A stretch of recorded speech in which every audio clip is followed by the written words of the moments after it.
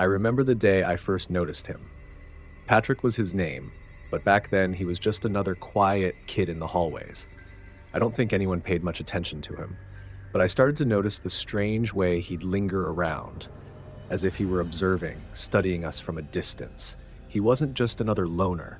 He had a peculiar aura around him, one that was unsettling and almost oppressive. People said he had claimed to be a demon, and for some reason, he thought certain students were safe with him. He'd walk up to them, look them in the eyes, and simply say, "You're safe now." No one really understood what he meant by it, but over time, the meaning didn't seem to matter. Just hearing Patrick say it would send a chill down your spine. In a town like Harrington, we didn't have much going on. The high school was small, and rumors had a way of becoming more interesting than the actual truth. By the time Patrick became a regular topic of conversation, people were already adding their own twists to the stories about him. They said he could appear anywhere, anytime if you said his name 3 times, just like Bloody Mary, but without the mirror. I never really believed it until I saw it for myself. One afternoon, we were all sitting in the cafeteria, laughing and talking, when someone dared to say his name 3 times, as a joke. I watched as one of the football players laughed it off, calling out, "Patrick! Patrick! Patrick!" in a mocking tone. I don't think any of us expected him to actually show up, but he did. Within seconds, Patrick appeared at the entrance of the cafeteria, standing there with his arms crossed and his eyes locked on the player who had summoned him. The laughter died down instantly. Everyone turned to look, and for a brief moment it felt like the air had turned cold. Patrick didn't say anything, he just stared, and that was enough to make the guy back down, looking away as if he was suddenly embarrassed or scared. After that, the cafeteria was buzzing with whispers. People swore they'd seen him do this before, but that was the first time I'd seen it with my own eyes. And it wasn't just the fact that he'd shown up, it was the look in his eyes, the way he seemed to appear out of nowhere, like he'd been waiting for his name to be called. I couldn't shake the feeling that there was more to him than just a weird reputation. As the months went on, the stories only grew. I heard from one of my friends that he'd seen Patrick in the library late one night, long after the school was closed. He was sitting alone at a table, his head bowed, whispering to himself. My friend had tried to get a closer look, but when he took a step forward, Patrick lifted his head, looked him straight in the eyes, and smiled. It was the kind of smile that makes you feel like you've done something wrong. My friend ran out of there and didn't look back. And then, somehow, Patrick's attention turned toward me. It wasn't immediate. In fact, it started subtly, like he was watching me from a distance. At first, I thought I was imagining it. I'd see him out of the corner of my eye in the halls or feel his gaze on me during class. But he never said anything, not until the day I accidentally bumped into him near my locker. His face was expressionless as he looked down at me, and for a second I was sure he was going to say something strange, but all he said was, "You're safe." Then he walked away, leaving me standing there, confused and more than a little unnerved. After that, he'd occasionally appear whenever I was alone, as if by some invisible signal. I started to wonder if the rumors were true, if saying his name 3 times really could summon him. One night, I tested it. I was in my room, and after checking to make sure no one else was around, I whispered his name. "Patrick, Patrick, Patrick." Nothing happened at first, but a few seconds later, I heard a soft creak outside my window. I froze, my heart pounding in my chest. I forced myself to look, but the window was dark, and all I could see was my reflection staring back at me. I laughed it off, trying to convince myself it was just the house settling.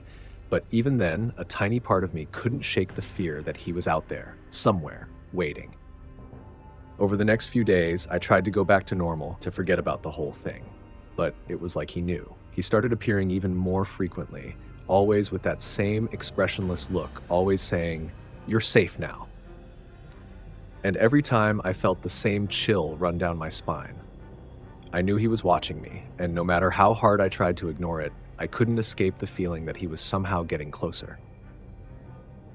Patrick's presence started creeping into every part of my life. No matter where I went, he seemed to show up, as if he was tracking my every step.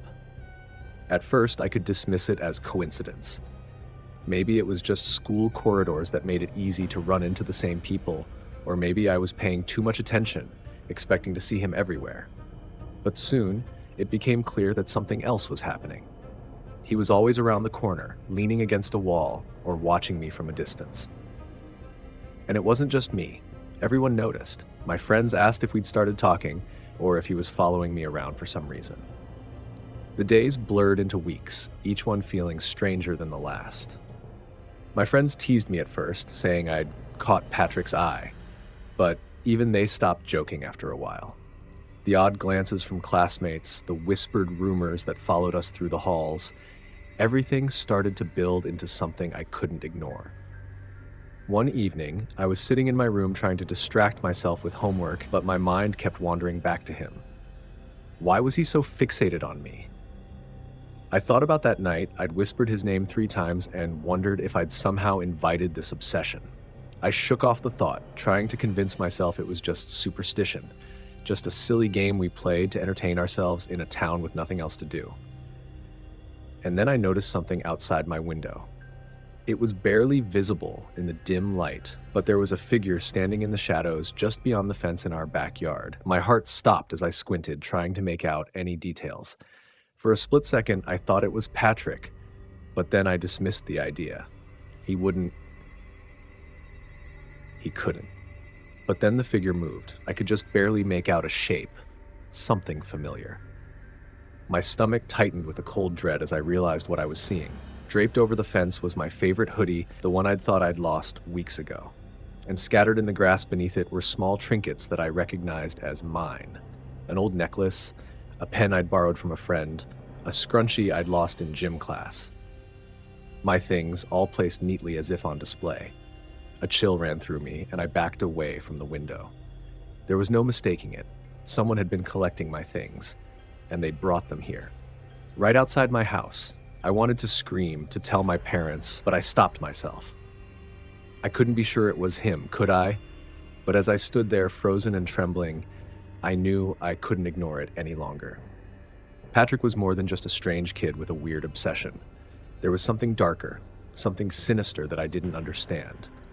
The next day at school, I tried to keep a low profile, avoiding Patrick and refusing to make eye contact with anyone who might have noticed the tension between us. But of course, he found me. In the hallway between classes, he was waiting by my locker. I almost turned around and left, but something stopped me. Maybe it was the fear that he'd follow me all day, or maybe it was just that I wanted answers. Either way, I found myself walking toward him, even though every instinct screamed at me to turn away. "Patrick," I said, my voice steadier than I felt, "why are you doing this?" He looked at me, his expression as blank and unreadable as ever. "Doing what?" he asked, his voice as calm as if we were talking about the weather. I took a deep breath, my mind racing. Following me, collecting my things, showing up every time I turn around. "Why? What do you want?" For a moment, he just looked at me, his eyes dark and empty. Then he tilted his head as if studying me from a new angle. "I told you," he said softly. "You're safe." "Safe from what?" I demanded, feeling a flash of anger. "Why do you keep saying that?" "I don't feel safe, Patrick. I feel afraid," he interrupted, a faint smile crossing his face. "You don't need to be. I'm here. No one will hurt you." I stared at him, trying to understand. There was something strange in his eyes, something I couldn't quite place. It was as if he genuinely believed what he was saying, as if he really thought he was protecting me from something. But from what? And why did he think he was the one to keep me safe? I didn't know what to say, so I just shook my head and walked away, like feeling his eyes on me as I left. I could sense the curiosity, the whispers around me. People were watching us, wondering what was going on, but no one dared to ask. Patrick's reputation was enough to keep people at a distance, and no one wanted to get involved. The next few days were a nightmare. Patrick's presence grew even stronger, as if he was everywhere I turned. Every time I thought I'd lost him, he'd reappear, watching me with that same unreadable look. My friends tried to comfort me, telling me it was just a phase, that he'd lose interest eventually. But I knew better. This was no ordinary obsession. Patrick was obsessed with me, and nothing I did seemed to change that. One evening, just as the sun was setting, I found myself alone in the school parking lot. I'd stayed late for a meeting and was about to head home when I saw him standing by the entrance, watching me. My heart raced as I tried to ignore him, hurrying to my car. But as I fumbled with my keys, he called out my name. I turned, barely able to hide the fear in my eyes. He walked closer, his footsteps echoing in the empty lot. "Don't worry," he said, his voice barely more than a whisper. "You're safe with me." I couldn't take it anymore. "Stop saying that," I shouted, my voice echoing off the walls. "I don't want to be safe with you. I don't want you following me around." He looked at me, his face expressionless, and for the first time, I saw something flicker in his eyes. It was a brief moment, but I could see it, a flash of something dark, something almost hurt. The days after our confrontation in the parking lot were filled with dread. Patrick stopped following me around school, stopped showing up outside my classes or by my locker. At first, I thought I'd finally broken through to him, that maybe he'd understood I didn't want his protection or his presence lurking over me. But as much as I wanted to feel relief, all I felt was the eerie, consuming quiet that followed him. Without his constant gaze, the school seemed colder, darker somehow, as if the shadows had deepened in his absence. And then the nightmares began.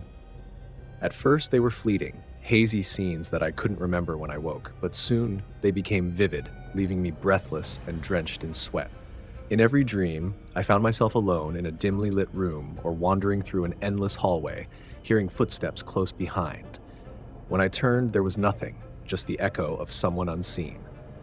Each time, a voice whispered from somewhere in the darkness, "You're safe," and I'd wake up, heart pounding. My friends noticed the change in me. They asked if I was sleeping, if I was feeling okay, but I brushed them off. How could I explain? The more Patrick kept his distance, the more his presence seemed to close in, as if he'd found another way to reach me. I kept telling myself it was just my mind playing tricks, but a growing unease gnawed at me. One night, after another restless sleep, I awoke to a soft tap against my bedroom window. I shot up, staring into the darkness, my heart hammering. It was probably a tree branch, I told myself. Just the wind, nothing more. But then the tap came again, steady and deliberate. With shaking hands, I reached for my phone, turned on the flashlight, and aimed it at the window. And there, in the faint beam of light, I saw Patrick. He stood just outside, his face barely visible through the glass, watching me with an intensity that made my skin crawl. I scrambled backward, my mind racing. How long had he been there? How had he gotten so close without me noticing? "What do you want?" I whispered, my voice barely audible. He pressed a hand against the glass, his eyes never leaving mine. "You're safe," he murmured, as if it were a promise or a warning. I wanted to scream, to shout at him to leave me alone, but the words caught in my throat. Instead, I just stared back, feeling trapped by his gaze, as though he were pulling me into some place where the rules of the real world didn't matter. The shadows seemed to deepen around him, and in that moment, he looked less like a high school boy and more like something from one of my nightmares, a shadow in human form. With a final glance, he lowered his hand and disappeared back into the darkness. I sat there, paralyzed, until the first light of dawn filtered through my curtains. The next morning, I tried to convince myself it hadn't really happened. Maybe I dreamed it, but deep down, I knew he'd been there. And worse, I knew he'd be back. A week passed without incident, but I felt his presence everywhere. I'd catch glimpses of him in my peripheral vision, or hear his voice echoing in my mind, always whispering the same haunting phrase. I started avoiding my usual routes, lingering around my friends longer than usual, hoping that being around others would keep him away. But Patrick's absence was a silence that echoed, a reminder that he was waiting, watching from the edges of my life. And then, on a cold, gray afternoon, it all came to a head. I was walking home alone, the streets empty as I passed through the old neighborhood near my house. I kept glancing over my shoulder, my heart racing as if expecting him to appear at any moment. Finally, I reached my front yard, exhaling in relief. But then I saw something that made me stop cold. My hoodie, the same one I'd seen draped over the fence weeks ago, was lying on the ground right in front of my door. Scattered around it were other familiar objects: a pencil, a scrunchie, a bracelet, each item placed with care as if they were part of some twisted shrine. I felt a surge of anger and fear, the same emotions that had been simmering for weeks now boiling over. This was it. I was done being afraid. "Patrick," I shouted, my voice breaking the stillness. "I know you're here. Just tell me what you want." For a moment, there was only silence. I stood there, fists clenched, waiting. And then I heard it. The faint sound of footsteps coming from the shadows by the side of my house. I braced myself, refusing to back down. He stepped into view, his face shadowed, and for the first time, he looked different. There was no calm, no faint smile. His expression was hollow, haunted, as if he were finally stripped bare of whatever mask he'd been wearing. "I told you," he whispered, his voice so soft I almost didn't hear it. "You're safe." "Stop saying that," I shouted, my voice shaking. "I don't feel safe. Not with you following me, not with you collecting my things. I don't want you near me, Patrick. Get out. Leave me alone." He stood there, his eyes dark and unreadable. For a long moment, I thought he wouldn't answer, but then he took a slow, shuddering breath and spoke, his voice barely above a whisper. "It was never about you," he said, his words carrying a sadness I hadn't expected. I thought I could protect you, that if I was there, you'd be safe. But maybe I was wrong." The words lingered in the cold air, and I felt an unexpected pang of pity. I didn't understand what he meant or what twisted logic had brought him to this place. But for a moment, he seemed less like the terrifying figure who'd haunted me, and more like a lost, confused boy. With one last glance, he turned and walked away, disappearing into the shadows. I never saw him again. No one did. He didn't come back to school, and his name slowly faded from the rumors and whispers that once filled the halls. But sometimes, on quiet nights, I still think I hear his voice, whispering those last words, reminding me of the darkness that once crept so close. And though I try to forget, a part of me wonders what he truly meant. If maybe, in his own twisted way, he really had thought he was keeping me safe.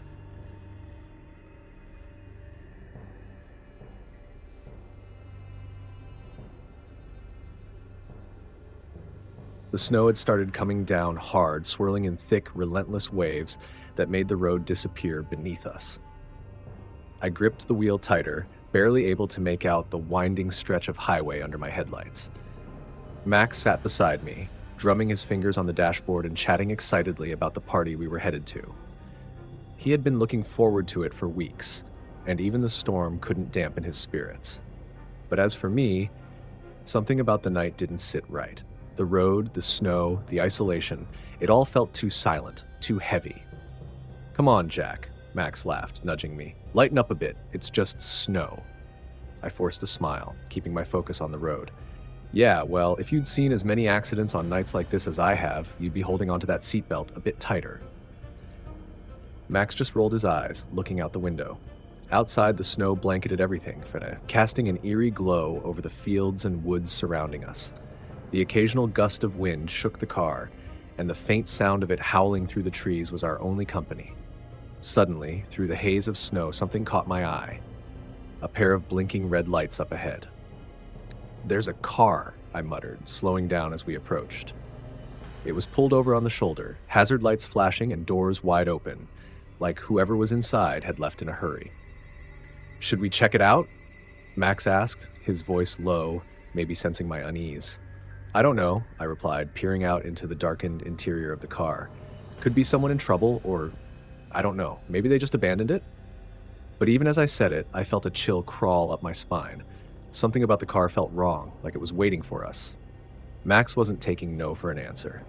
Before I could stop him, he had unbuckled his seatbelt, grinning like he was on some kind of thrill-seeking mission. "Relax, Jack," he said with a smirk. "I'll just take a quick look. Maybe they just ran out of gas or something." I sighed, glancing back at the abandoned car and weighing my options. The storm had turned the world around us into a freezing white void, and every instinct screamed at me to stay put.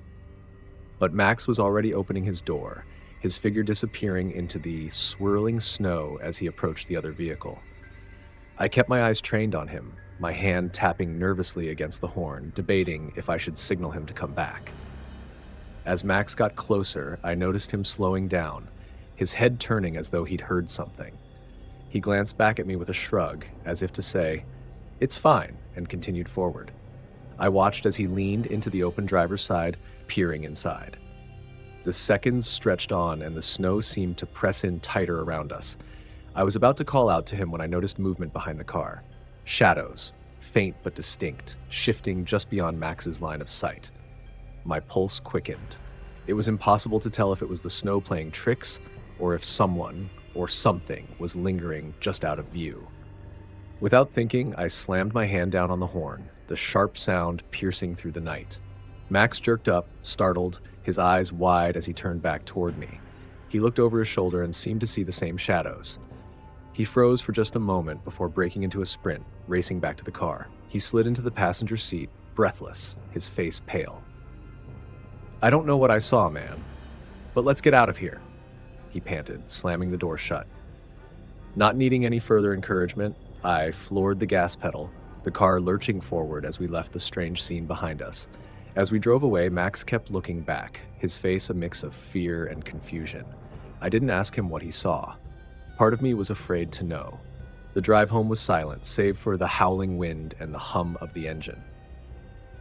Max's eyes stayed fixed on the road ahead, though I could tell his mind was still back there, replaying the moment he'd peered into that car, his gaze meeting those shifting shadows. I was no different. My heart was still racing, and every mile we put between us and that abandoned vehicle felt like a small relief. But unease lingered, clinging like the frost on the windshield. When we finally made it back to town, we stopped at Max's place. We sat in the driveway for a minute, both of us still processing what had happened. Max managed a shaky laugh. "You know, maybe it was just someone who needed help," he murmured, but I could tell he was trying to convince himself. I wanted to agree, but something inside me said otherwise. We mumbled goodbyes and I headed home, telling myself it was over. The next morning, I woke to find Max's text waiting on my phone. "Turn on the news." A sense of dread washed over me and I hurried to the living room. The local news was showing footage of a snowy road lined with police cars, an eerily familiar sight. The headline read, "Mother and child found dead after highway incident." As the newscaster spoke, the details came rushing in. It was the same stretch of road, the same storm. They had found the car shortly after we'd passed it, doors still open, emergency lights still blinking. A woman and her young son murdered, their bodies hidden just off the roadside. My heart felt like it had stopped. Max's earlier words echoed in my mind, and I shivered at the thought of how close we'd been. It was more than just an abandoned car. It was a trap, and we'd nearly fallen right into it. Later that day, Max came over, both of us pale and somber. We didn't talk much, didn't need to. The reality of how close we'd come to danger weighed heavy in the air between us. By nightfall, I realized I'd been checking the locks obsessively, the silence of my house now unnervingly loud. Neither of us ever took late-night drives on that road again.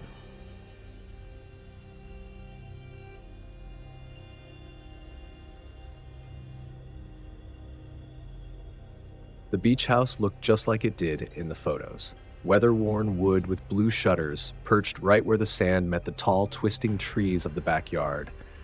The familiar smell of salt and pine mixed together, welcoming us back to our summer spot. I was 10, and summers here meant freedom. My parents seemed more relaxed here, and I usually got to stay up later, running around barefoot in the sand until the stars came out. But this year, something felt different. My favorite person to have around was Uncle James, who'd come up from the city just to spend time with us. He was a therapist, which my parents said meant he helped people with their problems. But to me, he was just Uncle James, calm, smart, and always knowing what to say when I felt down. The first night he arrived, he ruffled my hair and handed me a small notebook. "For your thoughts, kiddo," he said with a smile. "Maybe you'll want to write about your dreams." At first, I didn't think much about it, but then the nightmares started. They weren't normal, silly dreams I could just shake off. These were vivid, full of dark rooms and voices that seemed to whisper my name. I'd wake up in the dead of night, heart pounding, trying to shake off the images. I didn't want to tell my parents. They'd just say it was my imagination. One afternoon, when Uncle James and I were sitting on the porch, I decided to bring it up. "I've been having some weird dreams," I muttered, hoping he'd brush it off. But he looked at me with that serious, thoughtful expression of his. "Really?" he asked, his voice calm and low. "Do you remember what they're about?" I tried to describe them as best as I could. "It's always kind of dark and there are shadows that don't look right, I said, fumbling for the words. And sometimes I feel like someone's watching me, but I can never see who it is. Uncle James nodded, listening carefully. Dreams can be strange, he said, as if this was something he understood well. Sometimes there are minds trying to tell us something. Maybe if you write them down in the notebook, it'll help make sense of them. I wasn't sure how writing about the dreams would help, but I took the notebook and promised I'd try. That night, when the nightmares returned, I scribbled down everything I remembered in the morning, my handwriting shaky and quick. The dark rooms, the voices, the feeling of something lurking just out of sight. I filled page after page, and each time Uncle James would ask me about it, nodding thoughtfully as he listened. But as the days passed, his questions started to feel different. He wasn't just asking about the dreams. He'd started suggesting that I pay attention to specific details, colors, sounds, even how I felt during them. Once, he asked, "Do you ever feel like you're somewhere else, even after you wake up?" I thought it was a weird question, but he looked so focused, like my answer really mattered. I just shook my head, not really knowing what he meant. Uncle James simply nodded, almost as if he'd expected my answer. And the nightmares only got worse. Now, the darkness in my dreams seemed to move closer, pressing down around me like it wanted to swallow me whole. I woke up one night, gasping for air, sweat soaking my sheets. I didn't go to Uncle James that time. Something about him seemed off now, like he was looking forward to hearing about the nightmares. The nightmares grew sharper, each one darker than the last. I started to dread going to sleep, knowing I'd wake up with that same cold, shivering fear. But it wasn't just the dreams, it was Uncle James. His questions became more specific, almost strange. Every time I tried to skip over the details or avoid talking about the dreams, he'd gently press me for more, his eyes sharp and focused. Sometimes he'd take out his own notebook, like jotting down what I said, like it was something important. One night, after a particularly disturbing dream, I decided to share it with him, hoping maybe he'd say something comforting that would ease my mind. In the dream, I'd seen a shadow, tall and dark, standing by my bed, its long fingers reaching out toward me. I'd woken up just before it touched me, my whole body frozen in fear. When I told Uncle James, he didn't look surprised or even worried. He just nodded, his eyes glinting with a strange excitement I didn't understand. "That's good," he murmured, almost to himself. "The figure is getting clearer. That means we're close." "Close to what?" I asked, confused. He didn't answer, just placed a hand on my shoulder and told me to keep trying to remember. As the days passed, his behavior grew stranger. Sometimes I'd catch him watching me from the hallway, his expression distant and unreadable. He'd spend hours at night with his notebook, scribbling away by the dim lamp in the living room while everyone else slept. I could hear the scratch of his pen through the walls, relentless, as if he was recording every tiny detail about me. One afternoon, I overheard my parents talking about him in hushed voices. My mom sounded worried. "He's just been acting different lately," she whispered, her voice tense. "And it's affecting him. He's been asking Michael strange questions about his dreams." My dad brushed it off, saying Uncle James was just curious about his work, but I could hear the doubt in his voice. It made me wonder if he noticed something strange, too. Then came the night I woke to the sound of murmuring. My heart skipped a beat as I opened my eyes, the dark room slowly coming into focus. Uncle James was standing beside my bed, leaning over me, whispering words I couldn't understand. His voice was low, almost a chant, like he was trying to summon something. My pulse pounded in my ears, but I stayed frozen, afraid that if I moved, he'd see I was awake. Just when I couldn't take it any longer, I shifted slightly, and his gaze snapped to me. His face held a shadowy smile, his eyes gleaming in the dark. "Go back to sleep, Michael," he said, his voice calm but with an edge that made my skin crawl. The moment he left the room, I bolted out of bed and rushed to my parents' room, my heart racing. My parents were startled awake by my shaking hands and my frantic whispers. I tried to explain what had happened, how I'd found Uncle James by my bed, how he'd been whispering something strange, but my words came out jumbled and panicked. My mom sat up, brushing her hand over my hair, trying to calm me down, but I could tell by the look on her face that she was just as unsettled as I was. "We'll talk to him in the morning," my dad said, trying to reassure me. But I couldn't bear the thought of spending another night with Uncle James in the house. I begged them to talk to him now, to make him leave.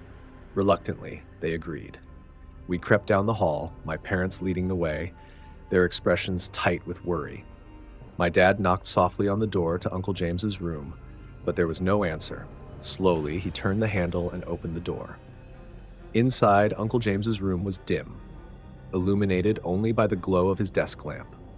Papers were strewn everywhere, notebooks filled with dense, erratic handwriting stacked high on his desk. My mom picked up one of the notebooks and gasped softly as she flipped through the pages.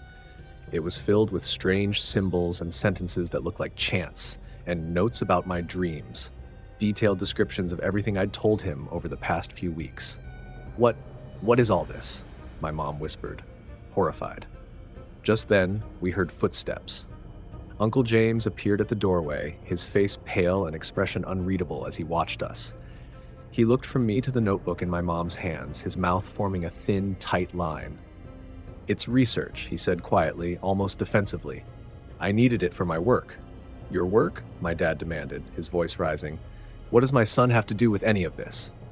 Uncle James hesitated, and then his gaze shifted, his expression strangely pleading. "You don't understand. This could have been groundbreaking. I thought, Michael's dreams, they were so vivid, so close to something I've been studying for years. I just needed more time." My dad's face twisted with anger and fear. He pulled Uncle James out of the room, and my mom gathered up the notebooks. The rest of the night passed in a blur, with the police arriving and my parents giving statements. They asked me questions, but I could barely answer, too shaken and exhausted to make sense of what had happened. In the days that followed, Uncle James was taken away. They found more evidence, things I didn't understand, but that made it clear he had crossed a line, delving too far into something he shouldn't have. Even though Uncle James was gone, the memory of that summer haunted me. The nightmares faded over time, but every once in a while I'd wake up in the middle of the night, feeling his presence like a dark shadow lingering at the edges of my mind, whispering words I could never quite remember. The last image I had of him, that pleading look on his face, stayed with me, a reminder of how close I'd come to something I couldn't fully understand. And to this day, I still wonder if, somewhere, Uncle James is still trying to reach me through my dreams.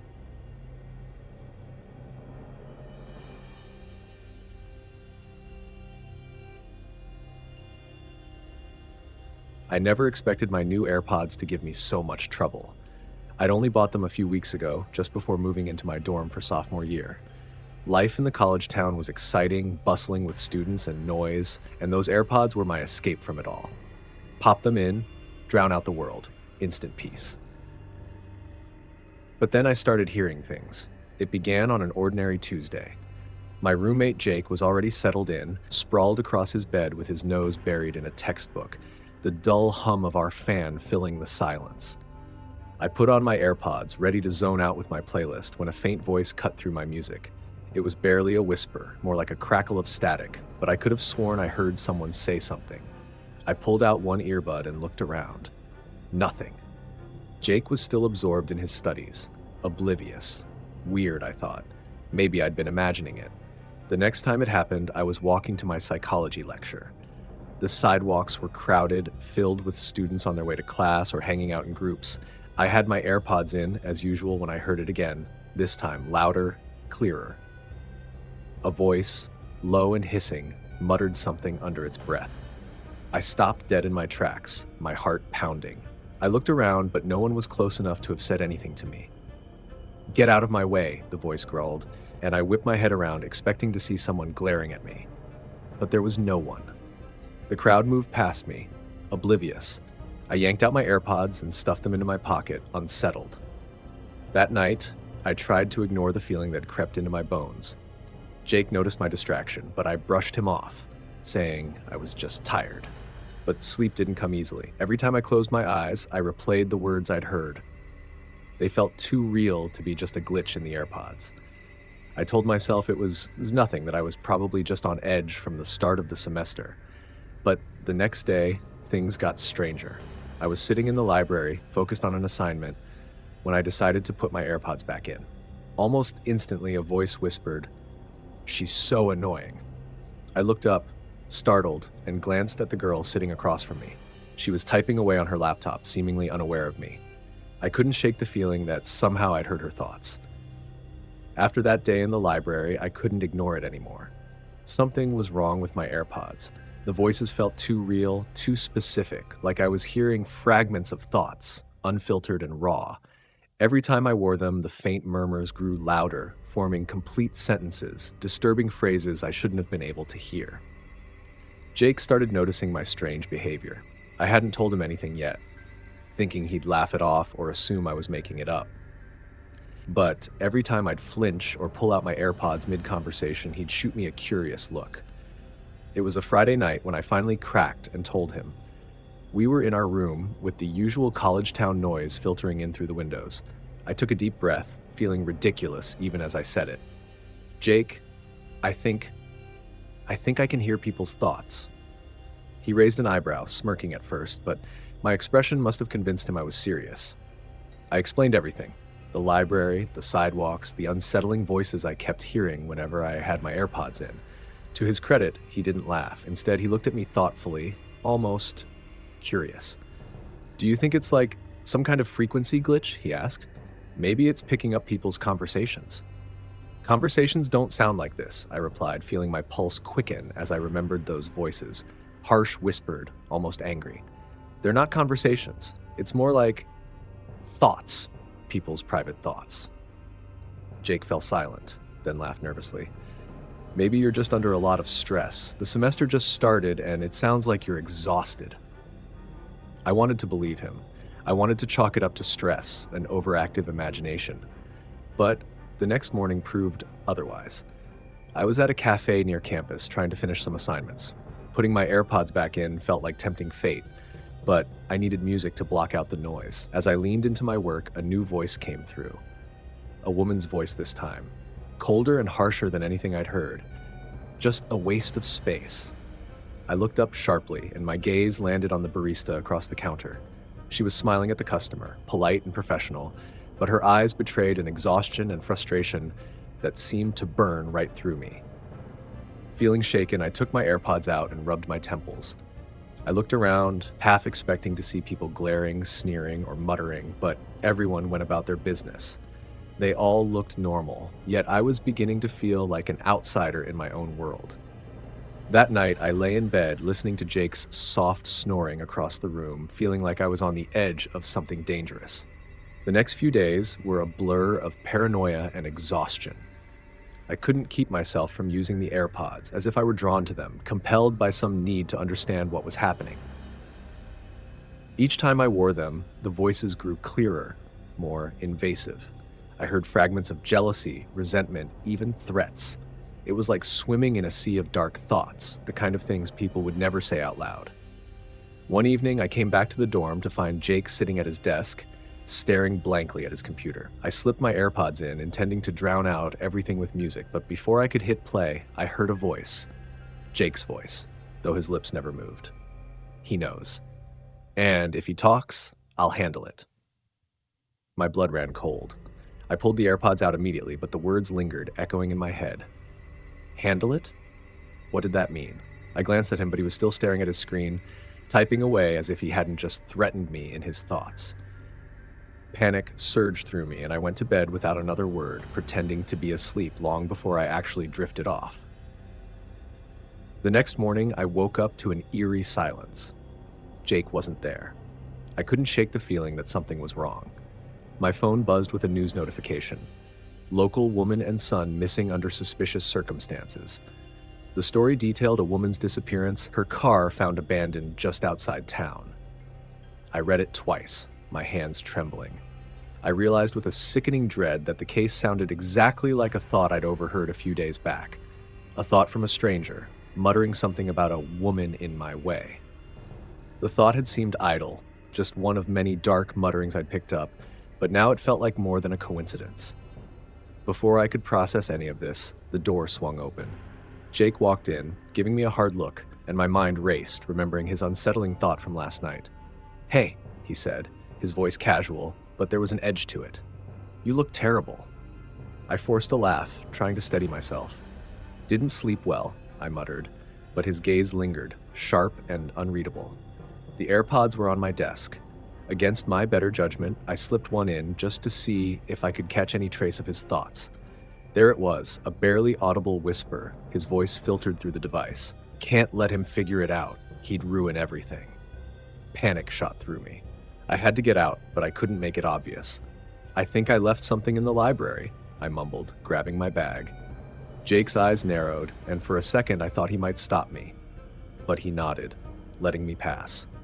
As soon as I was outside, I ran, my heart pounding. I couldn't shake the feeling that Jake had been hiding something, and that he might have known more about the AirPods than I'd realized. Desperate for answers, I decided to go to the police, to tell them about the strange voices I'd been hearing. At the station, I met with an officer who listened to my story, his skepticism clear. But as I played back the audio recordings I'd secretly made of the voices, his expression changed from disbelief to concern. "You need to be careful," he said quietly, handing back my phone. "People can be unpredictable when they think you know too much." I left the station feeling uneasy, but with a sense of relief. Maybe I was finally safe. But later that night, as I was heading back to my dorm, my phone buzzed with a message from an unknown number. "You shouldn't have talked." The AirPods sat heavy in my pocket, silent yet menacing. I realized in that chilling moment that I was far from safe. The voices, the thoughts, they were part of something bigger, something I couldn't escape. As I returned to my dorm, I knew one thing for sure. I could never put those AirPods back in again.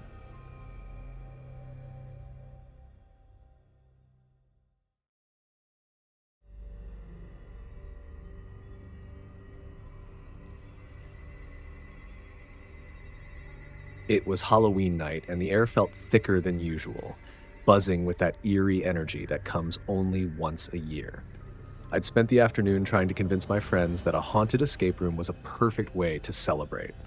After some eye rolls and complaints, everyone finally agreed, so here we were, 6 of us crammed into my old car, driving through the outskirts of town to find this place.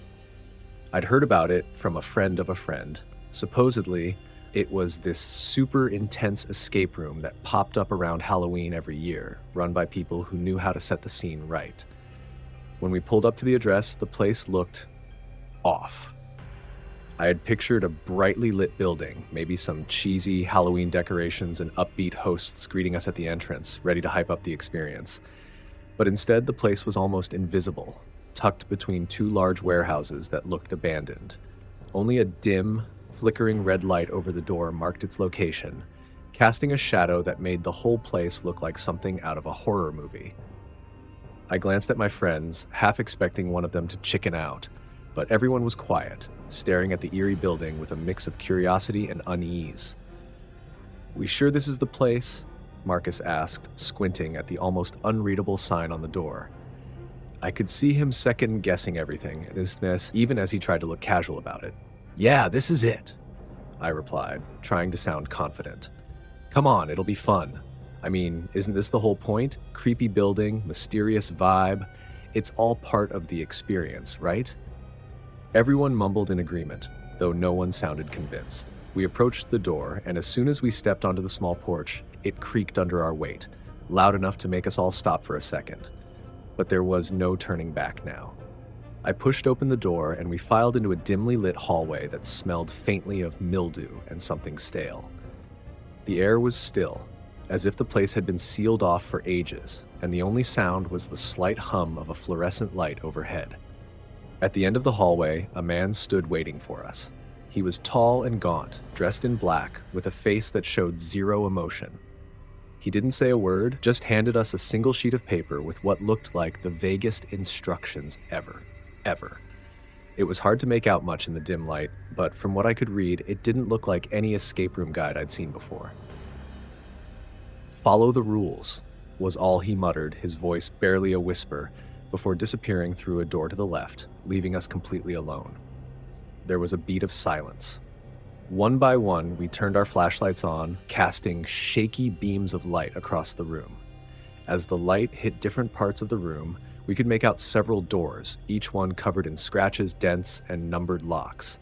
The walls were peeling, revealing layers of wallpaper from different decades, like this building had seen multiple failed attempts at renovation. The first room was small, almost claustrophobic, with old furniture scattered around, a cracked mirror, a broken chair, and a dresser with drawers half open and empty. A strange mix of props like they'd tried to make it look creepy but missed the mark entirely. A faint chill settled over me. Something about the place didn't feel right, like they weren't trying to scare us with props, but instead were just leaving us in a place that had its own secrets, ones we weren't supposed to uncover. "Well, let's get started, I guess," Emily said, sounding uncertain. As we began exploring the first room, the sense of unease only grew. Each corner was packed with mismatched, dusty objects that looked like they'd been dragged out of someone's attic and dumped here. Emily ran her fingers over a nearby dresser, smearing the dust, and frowned. "This doesn't feel like any escape room I've ever done before," she muttered, glancing back at us. I couldn't disagree. The room seemed intentionally disorganized, with a hint of neglect that went beyond mere decoration. Marcus tried the first of many doors, only to find it locked. A number pad glowed faintly next to it. He tried a few random numbers, but nothing happened. "So, clues, anyone?" he asked, flashing a quick grin that didn't quite reach his eyes. We all exchanged uneasy glances. Scattered around the room were bizarre clues that didn't seem to connect. Old coins, crumbling photos of strangers, scraps of paper with random letters scrawled on them. The usual thrill of deciphering clues was missing. Instead, each item we picked up seemed to tell us nothing. But we kept trying, not wanting to seem scared or defeated. After about half an hour, frustration started to set in. "This doesn't make sense," muttered Mia, the most logical of our group. She was staring at a faded piece of paper with a jumble of numbers and letters that, as far as we could tell, matched nothing else in the room. Then, as I was shifting an old moth-eaten coat off a rack, I heard a faint click. A small panel opened in the wall behind it, revealing a key. Finally, some progress. Marcus grabbed it and held it up like a trophy. "One step closer," he said, trying to lighten the mood. We used the key on one of the doors, and it led us to a second room, much like the first, but colder. This room had an even stranger collection of objects: a stuffed owl missing one eye, a child's shoe lying on its side, and a clock frozen at 3:17. The oddest part was the faint sound of a ticking clock, even though none of the clocks seemed to be working. A shiver ran down my spine.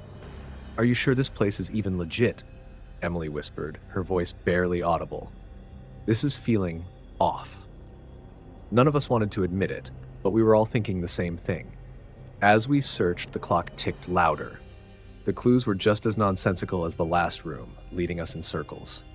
It was as if the escape room had been designed to waste our time rather than help us escape.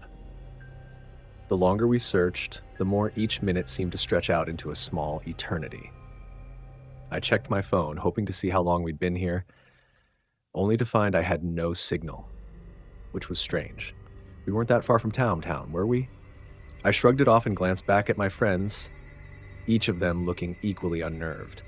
At one point, Mia's flashlight flickered, and I heard her sharp intake of breath.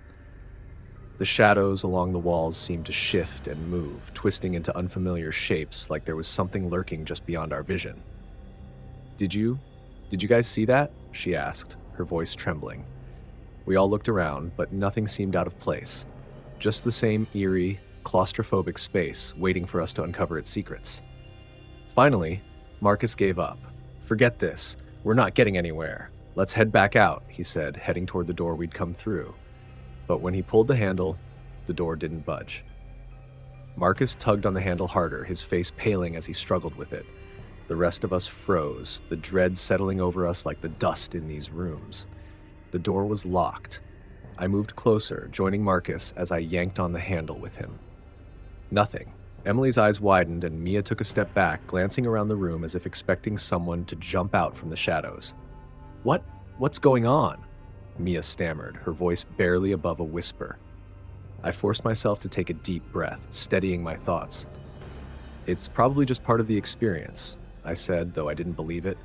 I wasn't even sure if I wanted to believe it, but I didn't want to scare anyone else. Escape rooms have puzzles like this. Maybe we're supposed to find something to unlock the door. Marcus nodded, though his jaw was tight and he didn't let go of the door. Maybe, but we've been at this for hours. None of it is making any sense. Emily glanced at her watch and frowned. This can't be right, she said, holding it up. My watch stopped at 3:17. We all looked at each other, a cold realization creeping in. It was the same time that had been frozen on the clock in the last room. I felt my pulse quicken, the sense of unease deepening. I looked around the room for any hint, any sign of an answer. But all I saw were more useless props, more nonsense clues, and shadows that seemed to thicken by the second. As we huddled closer, a sudden sound echoed through the room, the unmistakable chime of a bell. It was loud, sharp, and utterly out of place. The noise startled us, and we all turned toward the source, a small, old-fashioned bell sitting on a table in the corner. It hadn't been there before. Did someone just bring that in here? Marcus asked, his voice barely steady. No one answered, but we all knew the answer. I felt an overwhelming urge to get out of there, to break down the walls if we had to. I started moving toward the bell, hoping it was some kind of switch or clue. But the closer I got, the more the room seemed to close in around me. The air was thick and stifling, pressing down on us as though the very walls were watching. Then, we heard footsteps, slow, measured, echoing down the hallway outside. We froze, fear rooting us to the spot as the sound drew closer, the weight of each step reverberating through the walls. They stopped right outside the door. None of us dared breathe. Suddenly, the door flung open. We all jumped back, expecting to see a figure in the doorway, but there was no one there. Instead, I caught a glimpse of our surroundings beyond the room, a deserted corridor leading out to a small, dimly lit lobby. The eerie quiet that had filled our escape room experience was replaced by an oppressive silence that hung thick in the air. Without a second thought, we bolted out of the room, pushing each other in our scramble to escape. We stumbled through the dim hallway, clutching our arms around each other as we headed for the exit sign that glowed faintly at the end. When we finally burst through the door into the cool night air, we stopped, gasping for breath and looking around. But our relief was short-lived. In the empty parking lot, our car was nowhere to be seen. Where's the car? Mia stammered, glancing around in disbelief. All our things, our bags, our phones, our wallets were gone too. The entire lot was eerily empty, without a single vehicle or sign of life around.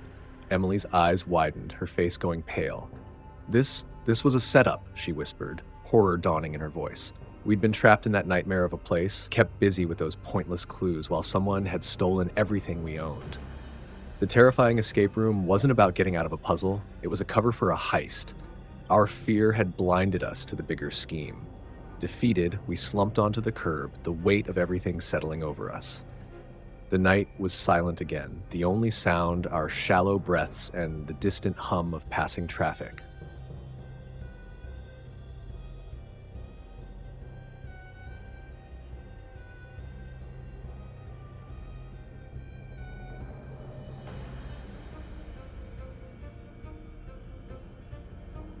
The house loomed up at the end of the long, winding drive, dark and unsettling under the pale moonlight. I pulled my coat tighter around me, watching as thin wisps of fog curled around my feet. Halloween in the suburbs always had a strange charm. Little houses draped with cobwebs, plastic skeletons on lawns, grinning pumpkins lit up on porches. But this place, this old Gothic mansion with its pointed towers and sprawling stone walls, felt different. It wasn't dressed up for Halloween. It seemed like it had been waiting for it, wearing its darkness proudly, no costume required. I glanced at the invitation again, my friend's handwriting looping elegantly across the card, promising an authentic Halloween experience. I chuckled to myself, feeling the chill of excitement and nerves creeping up. This would make a good story later, I thought. A way to spice up the regular parties and casual outings we were used to. Pushing open the creaky iron gate, I made my way toward the front door, feeling a heavy silence settle around me. Inside, I could already hear muffled voices and laughter, mixed with faint music. The grand oak door stood open, and as I stepped inside, I was immediately greeted by warm, flickering lights from candelabras and the smell of something sweet, perhaps pumpkin spice or cinnamon. "Dallas, you made it!" My friend Emma appeared in the entryway, grinning. She was dressed in an elaborate Victorian gown, her face painted a ghostly white with dark circles under her eyes. Isn't it perfect? This house is just alive, don't you think? I forced a smile, trying to ignore the sense of foreboding that gripped me. It's definitely something, I replied, looking around. High, vaulted ceilings loomed overhead, adorned with cracked but elegant chandeliers. Shadows clung to the corners, and the dim, yellow light barely seemed to touch them, like they had secrets of their own. Emma led me into the main room where the other guests were gathered. The place was a mix of old-fashioned and eerie, with heavy curtains drawn over tall windows and strange, antique furniture that looked as though it hadn't been touched in decades. Despite the unsettling vibe, everyone was having a good time, their laughter filling the space, making it feel less intimidating. But as I moved through the room, something felt off. A cold draft seemed to follow me, making me shiver. I brushed it off as my imagination, just part of the Halloween atmosphere, right? I shook the feeling away and joined the others, chatting with friends and admiring their costumes. But in the back of my mind, I couldn't shake the feeling that we weren't alone in the house. As the night wore on, I started noticing strange details. A flicker of movement from the corner of my eye, a shadow that seemed to shift, even when I looked straight at it. And then I saw them, two small figures standing near the fireplace, watching me. I hadn't noticed any children among the guests, yet here they were, silent and still, their eyes trained directly on me. "Emma, who brought the kids?" I asked, my voice hushed as I pointed toward them.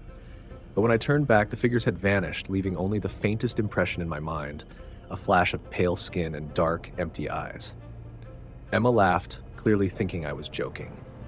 "Oh, Dallas, you're already spooking yourself out, huh? That's the spirit!"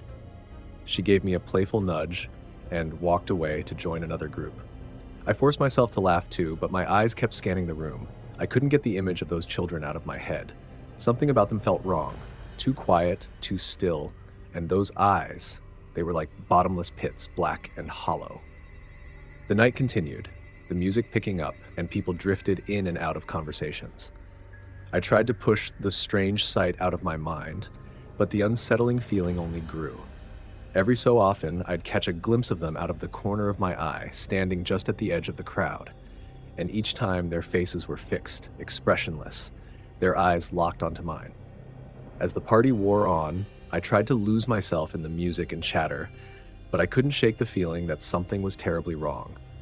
Every time I glanced around, I'd catch a glimpse of the children, always on the outskirts, always watching.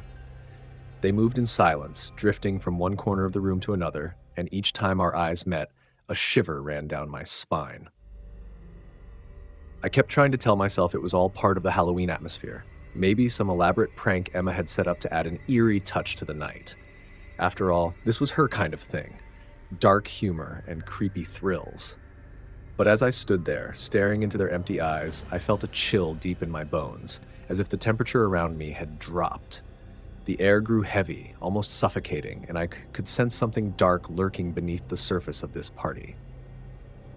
At one point, I looked away, trying to focus on a conversation nearby, when the lights suddenly flickered, casting long, distorted shadows on the walls.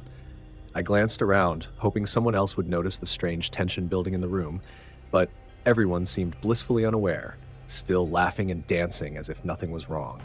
And then, just as quickly as it started, the flickering stopped, leaving an eerie silence in its wake.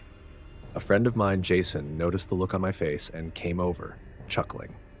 "You okay, Dallas? You look like you've seen a ghost." I forced a laugh, brushing off the fear as best as I could.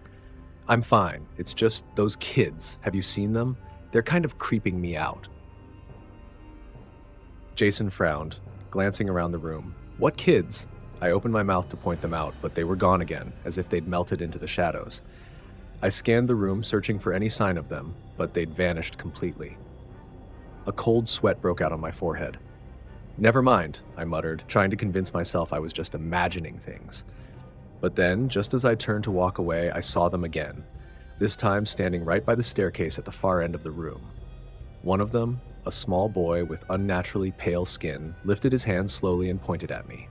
I froze, my heart hammering as he locked his gaze onto mine, his eyes black as night, unblinking, soulless. The guests around me continued their carefree chatter, oblivious to the growing darkness. The boy tilted his head, an unsettling smile spreading across his face. And then the room itself seemed to shift. The walls creaked, the air turned dense, and a faint, whispering sound filled the space. It was so subtle, so barely there, that I thought I might be imagining it. But it grew louder, a chorus of soft murmurs that seemed to come from everywhere and nowhere all at once. The whispers were indecipherable, just a jumble of sounds, but I felt their intent. They were calling, beckoning me towards something I couldn't understand. I backed away, glancing around at the other guests, wondering why no one else was reacting. A rising panic clawed at my throat as I realized that whatever was happening, I was the only one who could feel it. I turned to find Emma, needing to ground myself, to have someone else acknowledge the growing terror I felt. She was across the room, laughing with a few friends, left completely at ease. I forced my way through the crowd, desperate to reach her, but halfway there, the whispers grew louder, filling my ears until they drowned out everything else. My head throbbed, and I stumbled, reaching out to steady myself. The lights flickered again, more violently this time, and the room fell into chaos. Guests started looking around in confusion, murmuring to each other, sensing the shift in the atmosphere. But I could barely hear them over the whispers. They were closing in, surrounding me, pressing against my mind like a cold, invisible weight. And then, just as suddenly as it began, the lights steadied, the whispers faded, and everything returned to normal, or at least as close to normal as it could feel in that house. The guests laughed nervously, shaking off their unease, but I couldn't bring myself to join them. As I turned back to the staircase, the children were gone again, and I was left with a hollow, gnawing fear that whatever was happening wasn't over. Far from it. The moment the children disappeared, a strange stillness settled over the room. It was as if their absence had left a void, one that seemed to swallow all warmth and comfort from the air. I felt a knot in my stomach, and every instinct screamed at me to leave, to get as far from this house as possible. But as I looked around, no one else seemed nearly as disturbed as I was. People were still chatting and laughing, but their laughter seemed forced now, brittle, as if they, too, could feel something was wrong but didn't want to admit it. I glanced around for Emma again, needing to tell her that I was leaving. The need to escape had become a compulsion, an almost physical pull, urging me toward the door. Finally, I spotted her near the staircase, engaged in conversation with a small group. I started making my way toward her when I felt a cold touch on my shoulder. I spun around, but no one was there. My breath caught, and I took a step back, my pulse racing as I tried to comprehend what had just happened. The whispers returned, louder this time, filling my head with a cacophony of soft, unintelligible voices. And then I saw them again. The children, reappearing out of nowhere, standing in a line across the doorway, blocking my only escape. There were more of them now, at least 6, each one with those same empty black eyes staring at me with an intensity that felt almost predatory. I tried to look away, but I couldn't. Their gazes held me captive, freezing me in place. One of the children, a girl with long, tangled hair and a tear-streaked face, stepped forward. Her lips moved, forming words, but the only sound that escaped was a low, inhuman whisper that sent chills down my spine. The other children moved with her, their steps silent, synchronized, as if they were a single entity. They closed the distance between us slowly, and with each step I felt my strength draining, as though they were pulling the very life from my body. I stumbled backward, knocking over a small table as I tried to keep my distance. The noise seemed to break the spell, and I turned, pushing through the crowd, my only thought now to get away, to reach the front door. Guests shot me strange looks as I shoved past them, but I barely noticed. My heart pounded as I finally reached Emma, grabbing her arm. "Dallas, what's wrong?" she asked, her eyes widening with concern.